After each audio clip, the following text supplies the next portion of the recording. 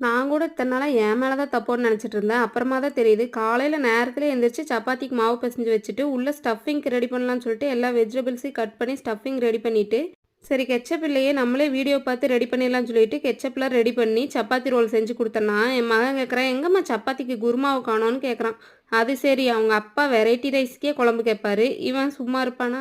ஏன்டா நீ தானே எப்போ பாரு குழம்பு சாப்பாடே குடுத்து விட்ற, வெரைட்டியா எதாவது வேணும்னு கேட்ட, அதுக்கு தான்டா சப்பாத்தி ரோல் செஞ்சு குடுத்தேன் அப்படின்னா, இல்ல சப்பாத்திக்கு குருமாவோட சாப்பிட்டா தான் நல்லாயிருக்கும், அதான் கேட்டேன் அப்படிங்கிறான். இவனுங்க பண்ணுறதெல்லாம் பார்த்தா என்னை விட்டுருங்க விட்டுருங்கன்னு கதறிட்டு எங்கன்னா ஓடி போயிடலாம் போல இருக்கு. அந்த மாதிரி பண்ணிட்டு இருக்கானுங்க. சரின்னு இதுவே டிஃபனுக்கும் கொடுத்தேன். சாப்பிட்டு பார்த்துட்டு நல்லாதாம்மா இருக்குது, இதே நாங்கள் எடுத்துகிட்டு போகிறோன்னு சொல்லிட்டு அப்புறம் 2 பேரும் லஞ்சுக்கு இதே பேக் பண்ணி எடுத்துகிட்டு போனாங்க.